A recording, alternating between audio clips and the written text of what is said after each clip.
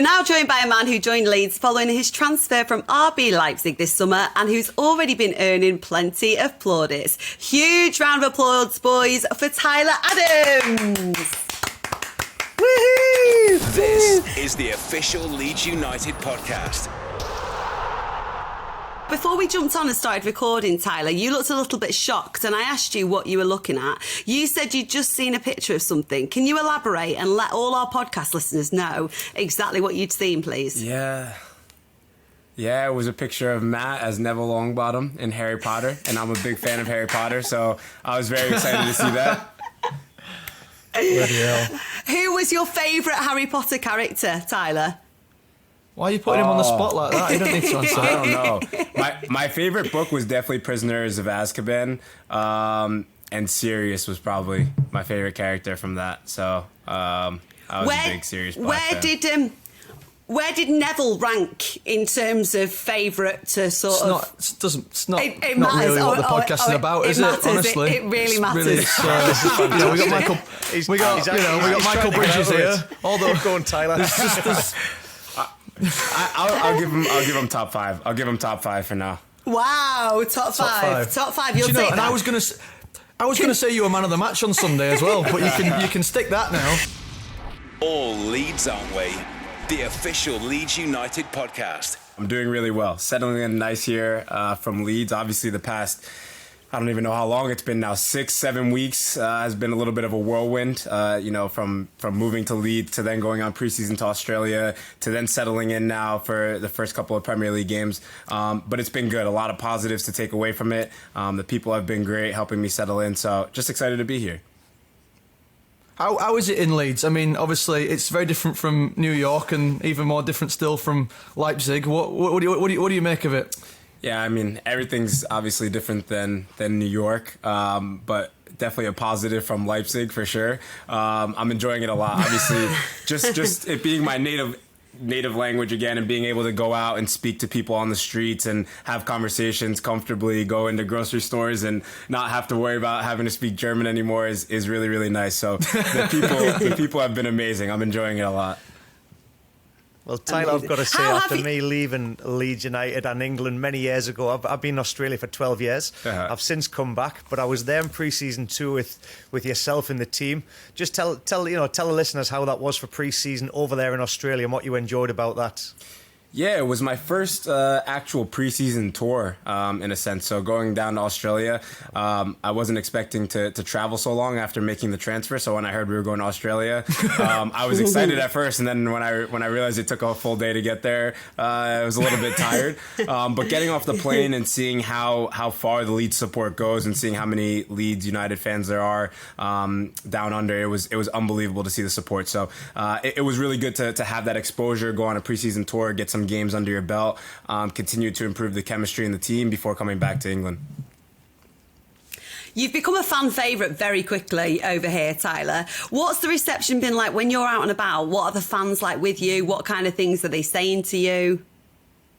Yeah, no, the fans have been amazing. I feel like I'm not a very highly recognizable person. I'm a very low-key person, so I definitely don't seek that sort of attention. So whenever I go out and about, people are very friendly, though, if they recognize you. They say what they like, what they don't like, and yeah, just to get on about what you're doing. So brutally honest, but I like it, and yeah, it's just been exciting to see again how positive the fans are here and what, how they react, whether it's to a tackle or to the energy that you bring to the pitch. They love those kinds of things. And, obviously the support in Ellen Road speaks for itself, but I'm more impressed with how far the support goes, like I said, whether it was in Australia or anywhere else. Well, I can tell you, mate, I'm out in the US. I live in Florida, and I'm sure you've heard from a lot of people back home, but right now, you and Brendan, and obviously Jesse, you're flying the flag for the United States in England, and the response over here has been enormous. I mean, I've got friends of mine who are going out in Leeds shirts, and they're just being accosted by people left, right, and centre, saying, "Go Leeds! You've got our boys over there talking about yourself and Brendan." And Yeah, mate, you're making big waves over here. Yeah, thank you. I'm jealous that you're in Florida right now. It's raining over here right now in Leeds. I'm gonna have to get used to that. But yeah, no, it's really, really exciting, obviously, to represent the U.S. and just kind of showcase our abilities. You know, we've been given a great opportunity to do that, and obviously me playing with Brendan, and then obviously under Jesse, and having the support of America behind us goes a long way. Tyler, you just mentioned that your relationship there. You're back here at Leeds United. You're at Leeds United, and your reunion with Jesse Marsch again. So, what it is about Jesse? I've seen him operate. I was trying to tell Emma and Matt early on the characteristics that I look for in a genuine guy, and how his approach to giving the video sessions to you lads, and obviously his approach on the training field. How super impressed are you to be reunited with Jesse again, and just give us some of his traits that that you enjoy. Yeah, I'm super excited to work under him again. Like you said, first and foremost, he's a genuine person. Put football aside, he cares about what's going on in your life, what problems you have, what positives you have, and how he can make sure you're all right on a personal level, because he knows that directly transpires to on the field and on the field performance. So, when you come in, the first thing he'll say is not, "Oh, let's go have a video session," or, "Oh, last night you should have done this." It's more like, "How's the family? How's your wife doing? How are your kids?" These sort of things. And, as a player, people forget sometimes that, we have regular lives too, or we want to have regular lives as well. So when you have We're human beings. Exactly. So, when you have a coach and manager that cares about that, you go out on the field and you're just going to battle for him. You're going to fight for him. You're going to make sure that, everything on the field is taken care of. So yeah, it's really exciting to work under him again, because I know that he gets the best out of me as a person to help me grow and mature, but also as a player. Awesome. We were just talking before you came on the show about, you guys outran Chelsea by 11 kilometres at the weekend, and there has to be a buy-in to do something like that. You all have to be fighting for each other. And I noticed against Barnsley the other night, when Sinistera came off, he was headed for the bench and he changed his mind and he walked back to the touchline to give Jesse a hug. And not a lot of players do that. Not that I've seen. They go straight off to the seat or whatever. And I was just thinking, is the real sense of camaraderie in the club right now? It feels like everyone just gets on really well. How does that compare to previous clubs you've been at?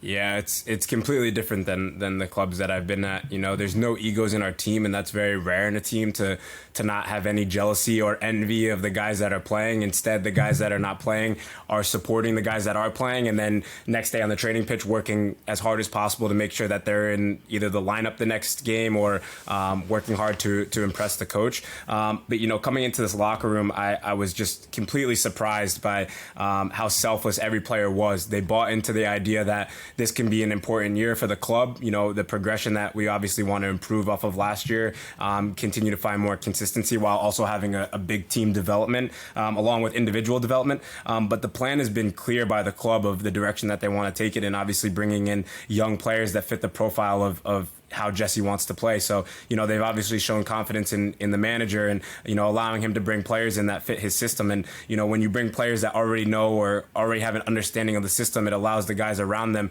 to really buy into it because they see that it works. And we know that it works from playing under him previously. So we've been fortunate. Again, I think a lot of credit goes to the club and the coaching staff for, really finding the right players to fit the mold and really finding players that have good personalities in the locker room because, we're brothers. We joke on and off the field that, coming in on the first day, I wasn't expecting the guys to be able to just tell me, here's the best area to live right away, or here, you need a car, go to this person, like the simple details to help me settle in quickly so I could take care of business on the field. Listening on together. Growing up and obviously playing football in America is very different than growing up and playing football in Europe and in the UK.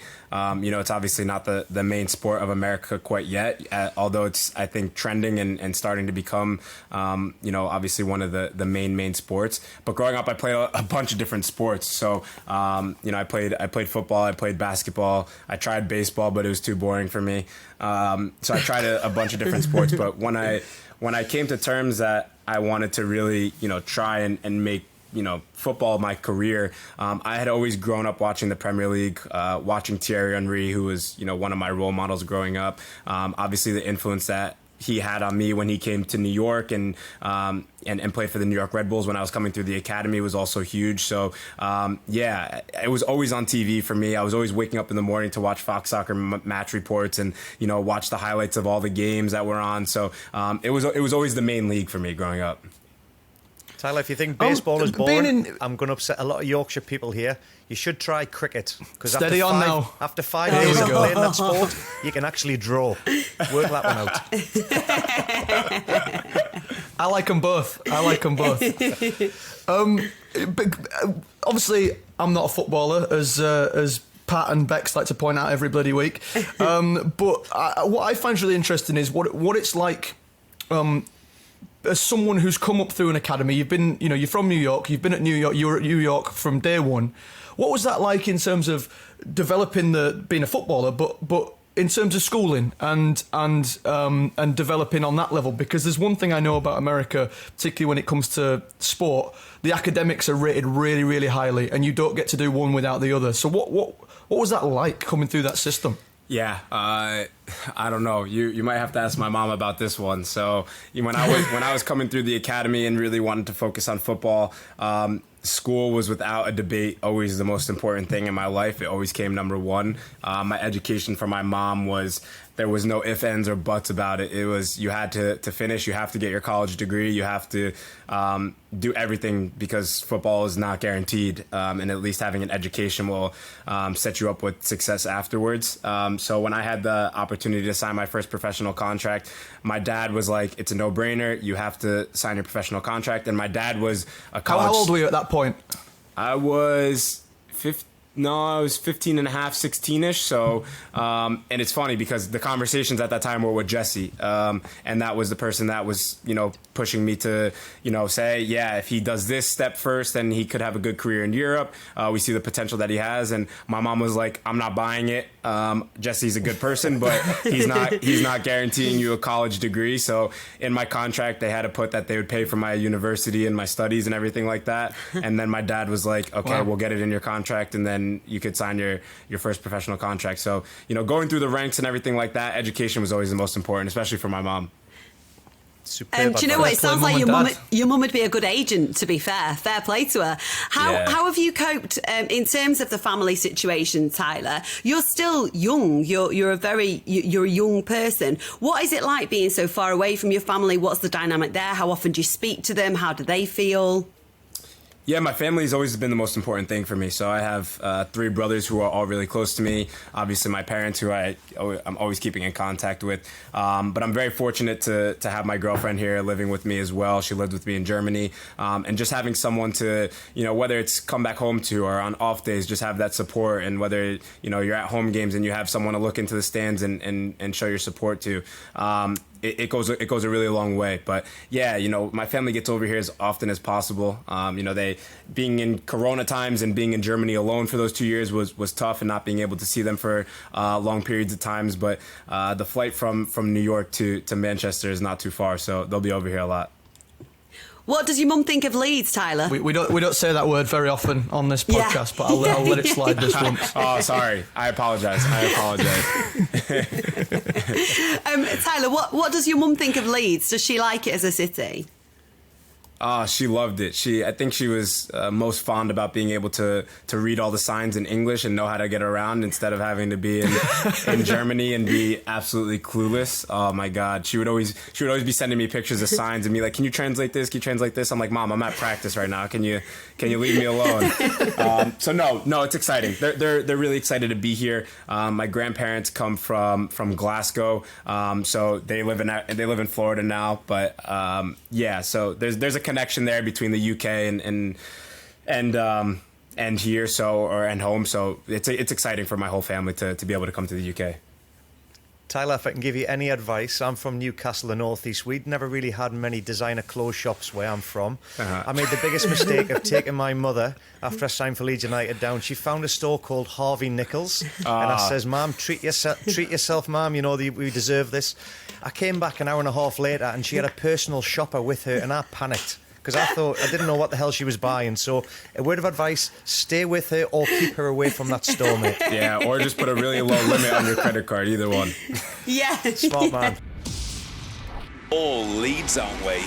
The official Leeds United podcast. Tyler, have you had your initiation yet since being at Leeds? I did. I feel like you've probably heard about it if you're asking me that question, or... Can you, We might have heard a little bit. Can you share it with Yeah, people? Why don't you elaborate? I sang "Party in the USA" by Miley Cyrus, so I gotta show love to America on that one and Miley Cyrus. So yeah, that's what I sang. But I think it was a good performance, to be honest. No, didn't get booed off the stage. That's all that matters. Pat said you had the voice of an angel, so I don't know what to make of that. I can't lie. I thought it was pretty good myself. Was that the Australian when you were singing there? Yeah, that was in the brewery, I believe. We were me, Brendan, all of us had to sing. Yeah. Who was the worst out in your opinion? Who was the worst initiation singer? Brendan's wasn't great. He had a little bit of a panic. He was honking, absolutely honking. Sorry, Brendan. Yeah, I know, it wasn't great. I think he sang "Baby" by Justin Bieber. I'm like, dude, come on. Wow. Not good. I mean, that does suit him, though. I can see him It does, because pulling he's that a child off, but still, yeah. Yeah.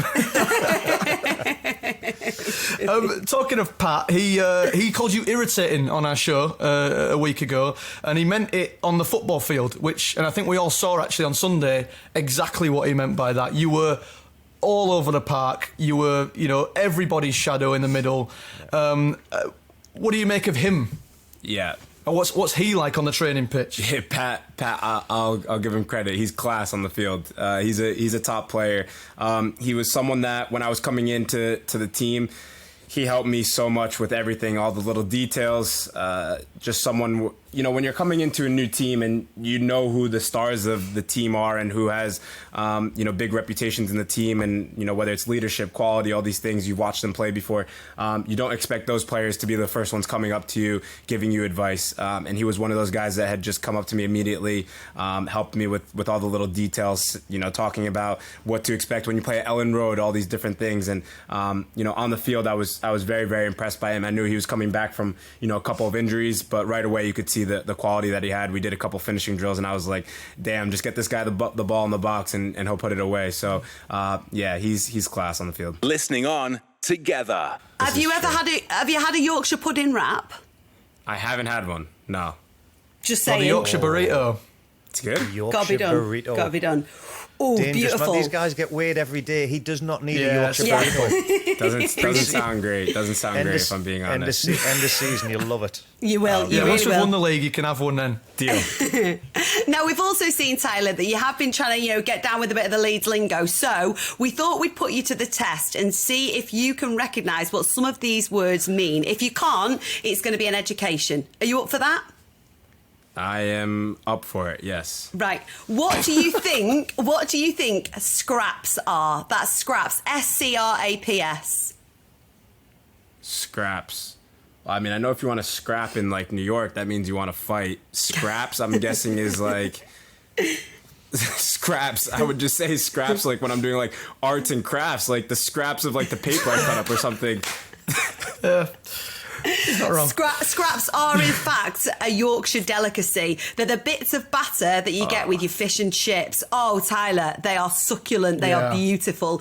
In some places, you can actually just buy scraps on their own. Highly recommend it. Like we say at the end of the season. Right. Next up, not to be confused with the first word. The word is scran. Scran. Scran. Would you like context with that? Scran. Yeah. Can you just say it again? Because I love how you say it. Scran. That's good, that. So I would say, hey, Matt, do you want to go for some scran after the pod? I feel like in England it would be drinks. Very close. You're close. Very A bit close. more solid. Yeah, I would say only if I could have scraps with it. I don't know. It's not food. a fluid, it's a solid. Food. Well, I feel like you got close enough with Yeah, but- drinks. It's food. It's Just food. Just food Yeah. in general. Yeah. Oh, okay. I thought it was something yeah. specific. Okay. Oh, no, it's any kind of food. So if one of the lads say to you, do you want to go get some scran? You know that it's food they want with you. Next I'm gonna up, say, right? on, Emma, I'm gonna you say just- Emma. absolutely not if you call it scran. Emma, you're just faffing around here, so let's move on. Hey, I see what you did yeah. there. Next up is faffing. What do you think the word faffing means? Fathing? Yeah. Fathing. Oh, God. my God. I just Good luck with told this, the mate. context that I just said there, Tyler, in the question before. I said to Emma, come on, move on, you're just faffing around. Yeah. Yeah, so what, like, messing around? Yeah, we'll give you that. Wasting time. You're wasting time. You're Yeah. just faffing around. Well done. Okay, just Right. faffing around. A bit like Faffing Liam Cooper around. when he's on, a bit like Liam Cooper in training. He just faffs around. He wastes time. Right. And then finally, and this is pretty apt actually, the final word, Tyler, is ta-ra. What do you think that means? Ta-ra? Yeah. Ta-ra. So if I was to say to you, ta-ra, Tyler, what do you think that would mean? Ta-ra, Tyler. Should we all give him a hint after three? We'll all do it. Yeah. 3, 2, 1. Ta-ra. It's all right. I guess... No, not hello, goodbye. I don't know. Ta-ra. When you hear that word out of context and somebody that doesn't know what it means, it's a very funny word, really, isn't it? Ta-ra. Ta-ra, everyone. I'm gonna say that now to people. When I go see Pat, I'm gonna say, ta-ra, Pat. I'd be super impressed. Please make sure you do. Tyler, it has been an absolute joy having you join us this week. Thank you so much for taking the time. Honestly, it's been so fun. Thank you. It was a pleasure, guys. Thank you. This is the official Leeds United podcast.